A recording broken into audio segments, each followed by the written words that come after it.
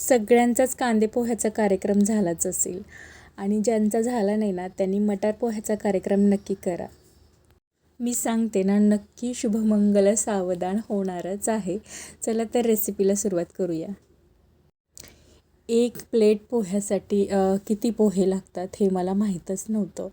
तर 1 प्लेट पोह्यासाठी 1 मूठभर असे आपल्याला पोहे लागतात हे मला सासूबाईंनी सांगितले. तर 3 मूठ मी इथे पोहे घेतले. 2 प्लेट बनवायचे होते. 1 प्लेट एक्स्ट्रा कोणी घेतलं तर म्हणून ॲड करते. तर 3 मूठ पोहे घेऊन मी स्वच्छ धुतलेत. त्याला हलक्या हाताने आपल्याला ते धुवून घ्यायचेत. पोहे स्वच्छ धुवून घेतलेत. हलक्या हलक्या हाताने धुवायचे आहे आपल्याला, जास्त रगडून धुवायचे नाही आहेत. त्याने आपले पोहे चिवट होऊ शकतात. तर हलक्या हाताने आपल्याला पोहे धुवून घ्यायचेत. तर पोहे आता धुवून झालेत, ते भिजतील तोपर्यंत आपण कांदा आणि मिरची कापून घेऊया. मी जेव्हा पोहे बनवायचे ना, सकाळचा नाश्ता व्हायचा आणि दुपारचं लिटरली जेवणसुद्धा व्हायचं. त्या पोह्यावरती एवढे पोहे बनवायचे, अजिबात प्रमाण माहिती नव्हतं. तर हे प्रमाण मला माझ्या सासूबाईंनी सांगितलं आहे. तर आता एकदम प्रमाणात माझे पोहे बनतात. तुम्हाला हे प्रमाणाची ट्रिक माहीत होती का? मला कमेंट करून नक्की सांगा. आणि नसेल माहिती तर बनवून बघा आणि कमेंट करून सांगा की परफेक्ट 1 प्लेट होतात की नाही ते. तर इथे कांदा चिरून झाला आहे माझा बारीक. तर मिरचीसुद्धा घेतली मी 3. तुमच्या आवडीप्रमाणे कमी जास्त करा मिरची. तर मी 3 मिरच्या घेतल्यात. मिरच्यासुद्धा माझ्या कापून झाल्यात. तर इथे मटार घेतलेत मी अर्धा वाटी. कोथिंबीर, कढीपत्ता घेतलेत. पोहे छान आपले भिजलेले आहेत. आपल्याला थोडेसे कोरडे वाटत असतील ना, 1 पाण्याचा शिंतोडा द्या. त्याने आपले पोहे खूप कोरडे होणार नाही आहेत.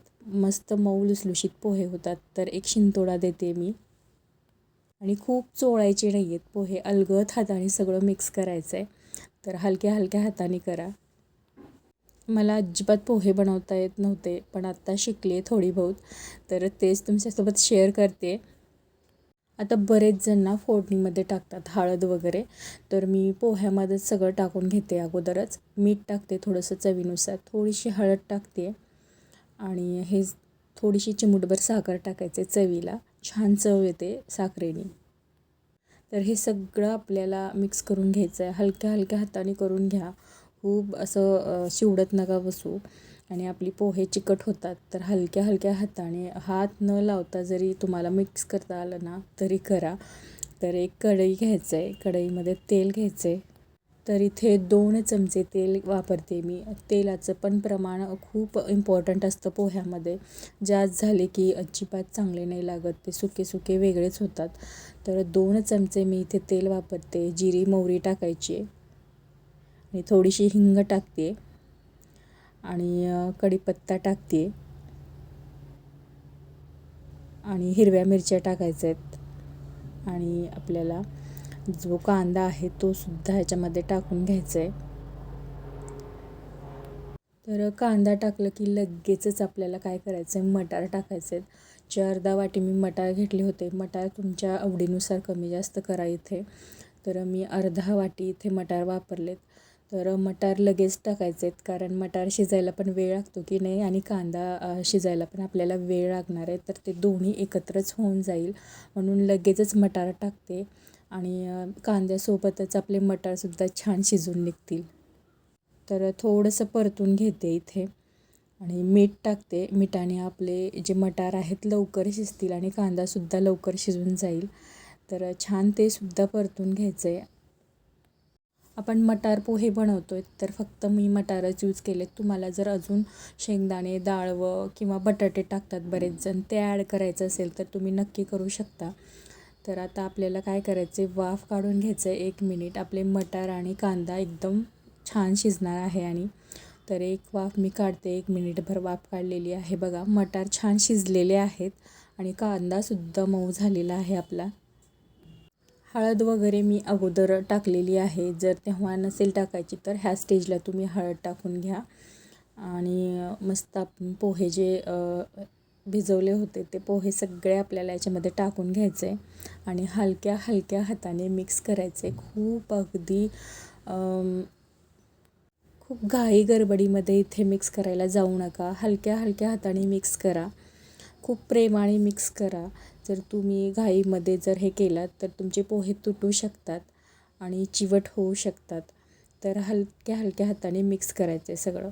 पोहे माझे छान मिक्स करून झालेले आहेत. हलक्या हलक्या हाताने मिक्स केलं आहे. तर एखाद मिनिट आपल्याला इथे वाफ काढायचे. खूप जास्त परतत बसायचं नाही आहे. एक वाफ काढायची आहे फक्त. जर खूप परतलात, खूप शिजवलात तर खालून तुमचे जे पोहे आहेत ना कडक होतात.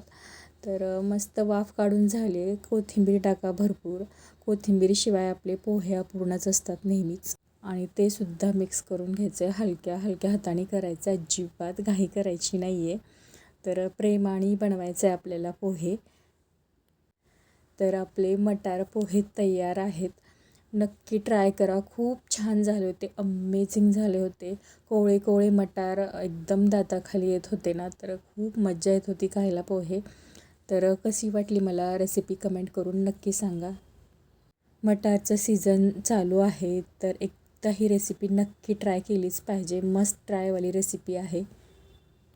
नेहमीची पोहे आपण खातोच, पण मटारच्या सीझनमध्ये मटार पोहे झालेच पाहिजेत.